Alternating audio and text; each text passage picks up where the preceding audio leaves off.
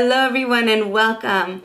Hope that you are doing amazing, and we're going to continue on exploring the topic of marriage through the Parsha.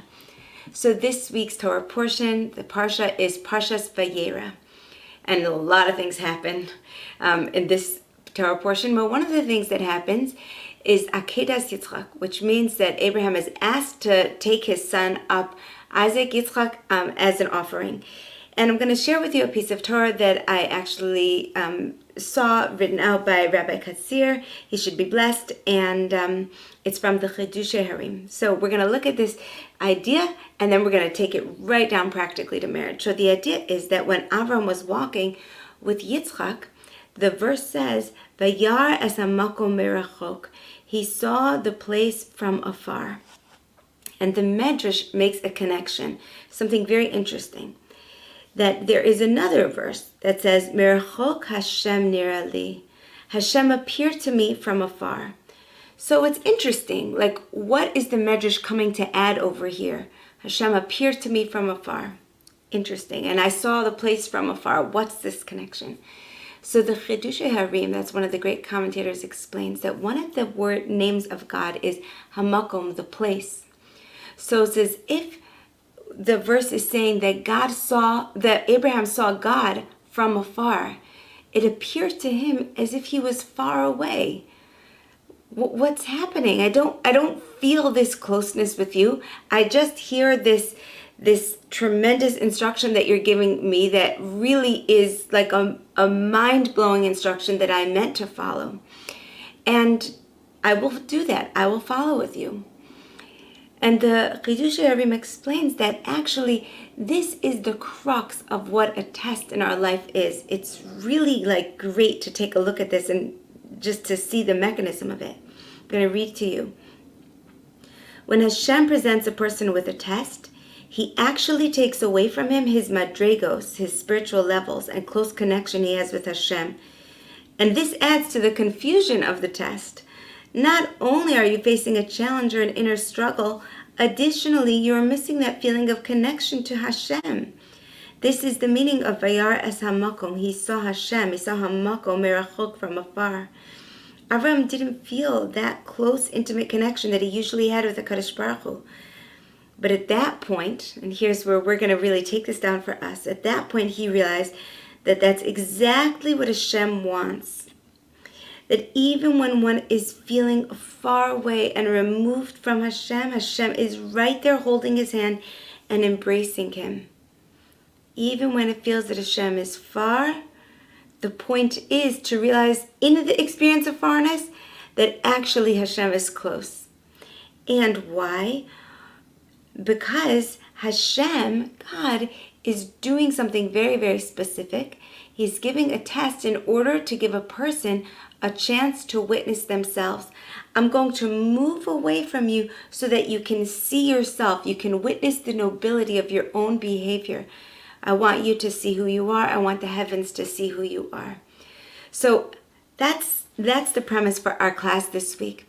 This idea of sometimes something can come up in relationship where it really makes you feel like you're at a distance. There was a tremendous argument, God forbid, or just something kind of awful miscommunication. And then you have this double test. Test number one is that you're hurt from the argument. Test number two is that you don't feel close to your partner. So you're in this experience of distance. This is really, really difficult because as human beings, when we feel distant, we want to protect ourselves. And what can happen to a couple is that they can become more and more distant. God forbid. So what we're going to learn today are some tips and some mechanisms on how to manage tests within a marriage, tests to your relationship. And it's just interesting to know, and you can take this for yourself. We'll probably say this a lot, that everything in our relationship with Hashem has its parallel in marriage. So it's very, very easy to draw these, to make these connections. Okay, so the first thing, we're going to go through 5 points today. The first thing is that when something really big happens, or even not so big, there is sometimes an inner feeling of distress, fear, fright. I feel so distant from my loved one. It's really frightening. And not only that, but a person can put up a protection and be like, I'm not engaging anymore. I'm showing up, but I'm not really showing up, right? So we've got to understand the mechanism of the test as point number one in order to understand what to do with all those feelings and what to do when an experience comes, as it will come from Hashem, that creates any sort of disharmony. So in a Jewish marriage, we have this idea of nida. And that is that there are certain parts of a month where a couple is not physically together. Emotionally, they're attuned to each other. Emotionally, they're meant to communicate and respect, but not physically. And one of the ideas behind nida is this. When you are in constant, close, physical, mental, emotional connection, then you have the sweetest, sweetest love. However, you are so close that you do not have the opportunity to witness yourself. Your eye is on the other person. You're leaning in towards the relationship. Hashem, God, put in place in a marriage something called nida. Nida is a time of separation. And during this time of separation, we have two opportunities, really three opportunities. Opportunity number one is to find new ways to connect. We've got to maybe take walks together. We've got to set times for conversation. Maybe we get some real good work done together at that time because it's a nida time. So there's other opportunities besides for that super, super duper close connection. We're going to connect at other levels in other ways, and we're going to look for these ways. Sometimes people think of nida as like a separation, as if the relationship is on hold. It's the opposite. That's actually when the relationship gets built, and then the couple comes back to more physical closeness. So first opportunity is you get to find new ways to connect.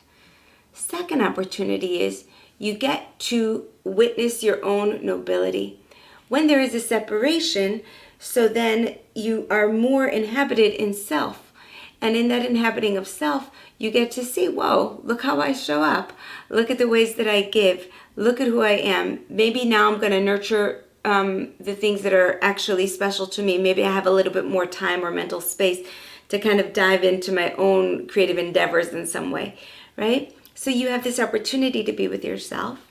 And the final thing is that you have the opportunity to witness your loved one at a long distance range. So you know how cameras have, focusing? So when something is up close, you can see part of it, and it can be exquisitely beautiful, like the gorgeousness of a flower if you take a picture. But when you pull back the camera, pull back the lens, now we can see the panoramic view. And the truth is that when you're married, especially for a long time, you can lose sight of each other. You can lose sight of who is this amazing person that I'm with? What are they really about? Like, wow.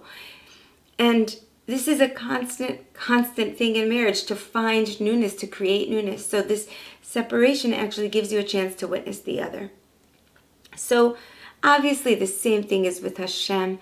When we are tested, we are forced to find new ways to connect to Him, to find ways where we can feel His presence, because it didn't work. It's not working like the same way as it used to work. And for Abraham, he had to dig deep and realize Hashem is with me. I feel so alone walking my son Yitzchak to the Akedah, but Hashem is with me. So there's a deep digging that goes on.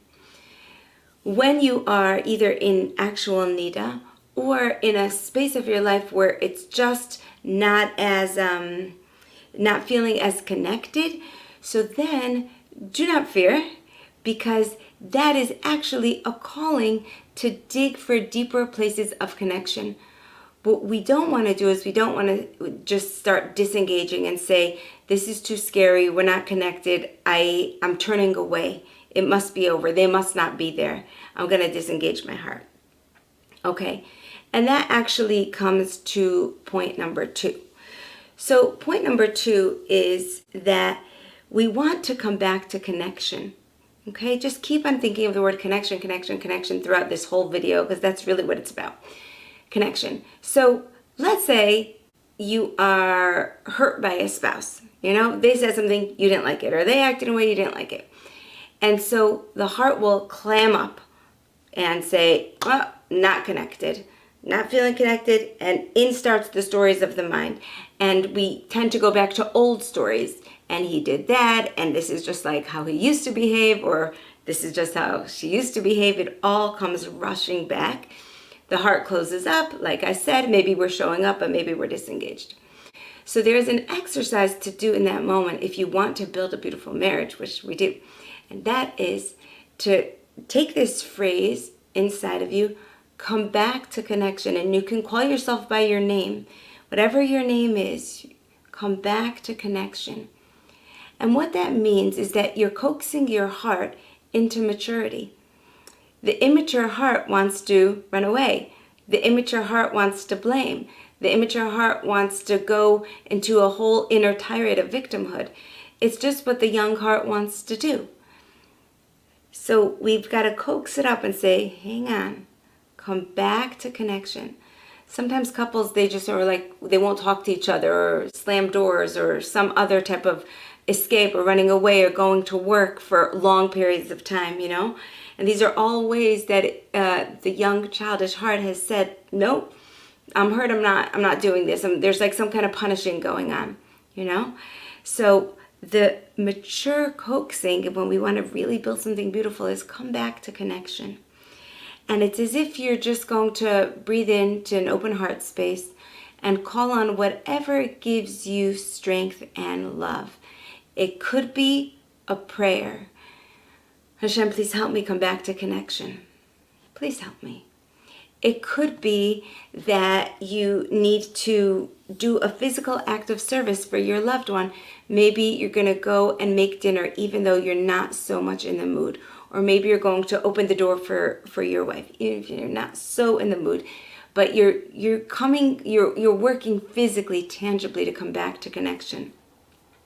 Another thing that's really, really good to do is simply to say, I don't feel so connected after what just happened. Can we spend a little time together? Or let's take a walk. Or can we talk that through? Really giving voice to the fact of the disconnection. And we just say these beautiful words, I want to be close to you. I don't feel so connected right now, but I want to be close to you. What can we do to kind of repair? And it doesn't mean it's going to repair right away because there's two of you and you both have to do this work. So it's not so easy, but you can be the one who starts it. You can start opening back up that door. It's very normal to shut down or to want to run away or to blame, but you can be that mature one. And I shouldn't say that. That makes the other one sound immature. You can call on your responsibility and lean in and say, I want to stay in connection. Okay? And the verse says, Hashem sefasai tiftach ufi agiti lasecha. We say that in our prayers. God, open up my lips so my mouth can sing your praise. And what Rabbi Yitzchak Kerzner teaches about this is that when we open up our lips, when we actually are in communication, then we can sing the praise. All of a sudden, we can see the good in Hashem and we can see the good in another person. But when we keep things silent, we lose that sight of them, basically. We get stuck in our own heads. So we actually need to open up our mouths in order to begin singing the praises again. So that is a little verse that you can take with you that can just help you so much. Hashem sefasai tiftachu fi agiti lasecha. I'm going to get back into communication over here, even if it's hard. Okay. A third tip, third tool. And that is that when we are hurt, we are hurt. And this is an experience, it's a human experience that is meant to be honored. And that means that you are not expected to run right back into the arms of your beloved right away. Just like in a test, Hashem doesn't expect us to not be human. The crying out, the hurting, the wondering, the pain is part of the process. It's actually what opens us up to be available to deeper connection. So we're not expecting ourselves to just feel okay when we don't feel okay. So we want to learn, and we'll probably talk about this other times, how to walk ourselves through our feelings and just really giving honor and compassion for whatever's going on with us. Okay? There are some really beautiful words they're very special words, and these are the words of I accept you, it's okay, I see you. Those are 3 chapter headings for different ways that we can hold ourselves. It's really special to do this in writing, or you can have a little conversation with yourself in the mirror or with your hand on your heart, whatever you got to do, or maybe it's a quick mental thing for you. You're just walking through these words. I accept you, myself. I accept that you're angry right now. I accept that you feel awful. I accept that, you really wish that it wouldn't have been this way. I accept that you had to hear some really rough words. And then we move deeper from that. We start with I accept you, but we move deeper into compassion. Remember, there's like this honor and there's this compassion. I honor your experience. This is really hard.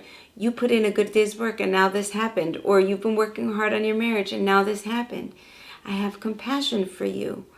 I feel with you. This is bringing up old stories. I understand you. This is how it feels inside of you. This is what it reminds you of. I love to do all these types of things in writing because it's just very organizing for the brain and for the heart. But that may not be the case for you. You may write it out. You may just get into a car and take a drive and talk it out with yourself out loud or with God in prayer. However you choose to do it. Sometimes you have a very, very, very, very, very safe person that you can talk to that will just listen to you vent. In marriage, that's really something you want to be careful about. You don't want to speak to the wrong people or to too many people. But the point is that what you're experiencing needs to be honored by you first. It's not that your spouse is going to completely understand how what they did landed with you or how what happened landed with you. They're not going to understand it in its entirety because they're not you. So it's an interesting part of maturity, speaking of maturity, is that we start to learn that we are the ones who need to hold our experience with the utmost compassion and respect for our feelings. We are the ones who need to stabilize and regulate our feelings when they get to be too much. Then we can come back into connection and communication and say, can we talk this out? I'm not feeling so connected.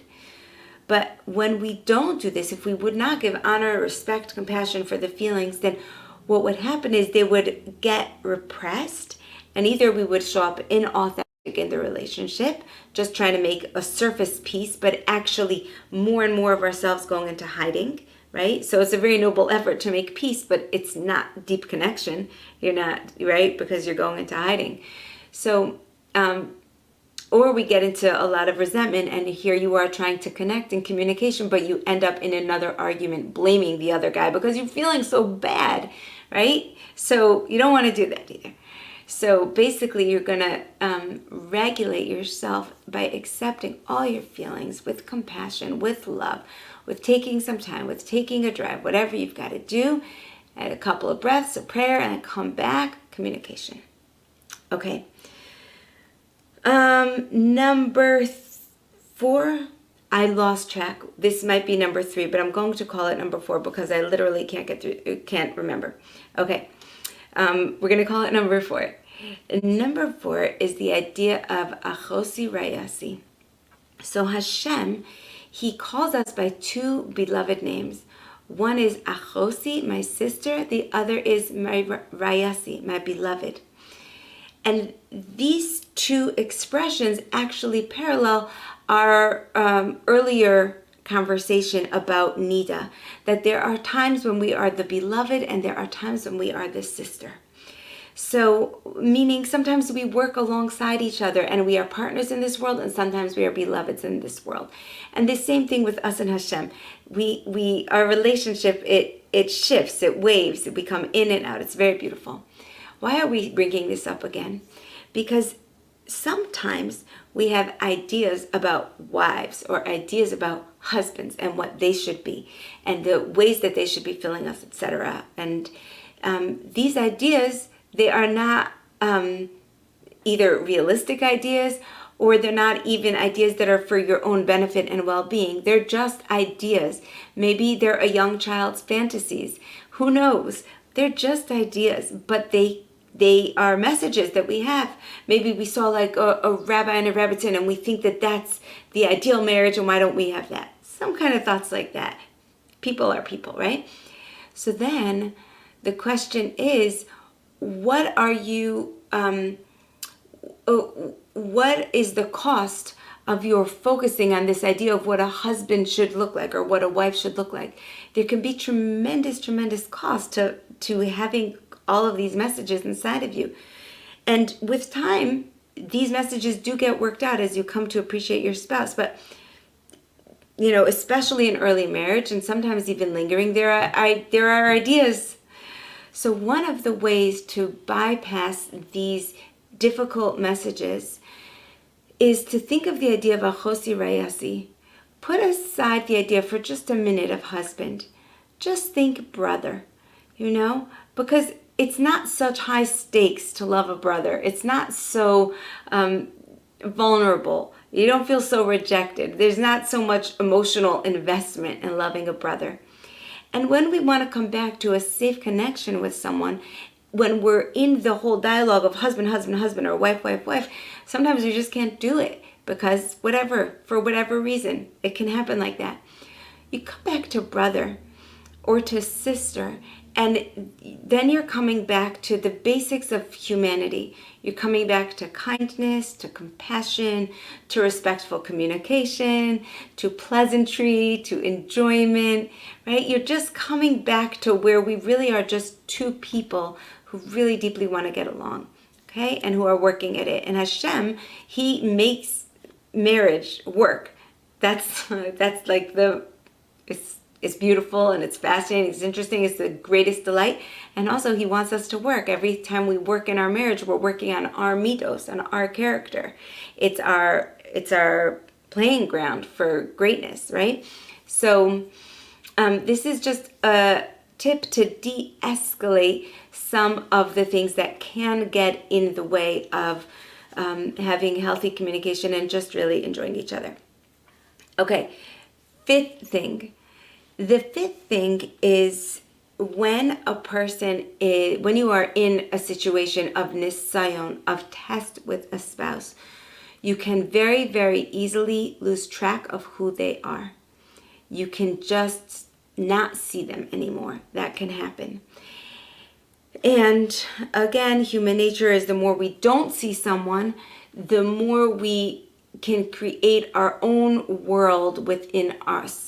Okay, and this is not a world of connection. This is a world of blame, of disappointment, of worry, of who knows what else, resentment, all kinds of things. So what we want to do is we want to spend some time writing down and taking stock of the ways that our spouse has been there for us. All the kindnesses that they have done for us since we're married. From the beginning, like Hashem Himself says, Ko Amar Hashem, Zacharti lech chesed ne'orayach, I remember the kindness of your youth. Ahavas kululu sayach, the love of when you were a young bride. Lechtech acharai b'midbar be'eretz lo zerua, you came with me, you followed after me into the desert in an unplanted place, a barren place. When a couple is married, they actually take big journeys together. You've been through a lot together. You've supported each other. You know each other. And we emulate Hashem when we remember these things. Maybe this minute you're not feeling so great, but we can awaken the love by going back to all the ways that our spouse did show up for us. And included in this is another aspect, as we could see from that pasuk. The other aspect is also remembering what we've been through together. You're together. You're a couple. You've journeyed through life. You're not just two separate people, which it could feel like in an asylum, like the Chidushei Harim said. Could feel like that during a test. But the truth is that you are partners in life and you have been through so many life experiences, big and little, maybe children, maybe illness, maybe who knows, right? Maybe you had to move, just lots and lots of upheaval, and you were in it together. So when we come back to remembering who our spouse is, one of the key lines that we want to think about as we think about all the ways that we are grateful for their kindness and for the amazing people that they are, is also we're in it together. We've been through this life together. There is in us, and that's the truth. And the truth is what will help us go forward. The truth is not that I have to be miserable. The truth is that there is in us, and just as we got through things before, we will get through them again. Now, sometimes you can feel quite hopeless. There are marriage situations that really feel just so hard. It can feel, like, I don't know, about this us. So we want to just remember to call on Hashem, to pour out our hearts in prayer. When we pour out our hearts in prayer and have really good conversation with Hashem, the tumult that's on the inside becomes out of us. We're giving it to Hashem. And what happens then is that there is a quieter place on the inside. And when it's quiet on the inside, you can much more clearly hear Hashem's answers, His comfort, and His instruction. In other words, you're open to the guidance that Hashem has for you. So, coming back just to summarize this point, there is in us. We're in this together. And then we can just tag on to that. Hashem will get us through. Okay, everyone. I am blessing you that you should not have too many nisyonos, not too many tests, and that if you are in the middle of experiencing a test, you should have utmost compassion for yourself and for your loved one at the very same time, because you are a pair, you are a couple, and you will get through this with Hashem's loving help. Take care. Bye-bye.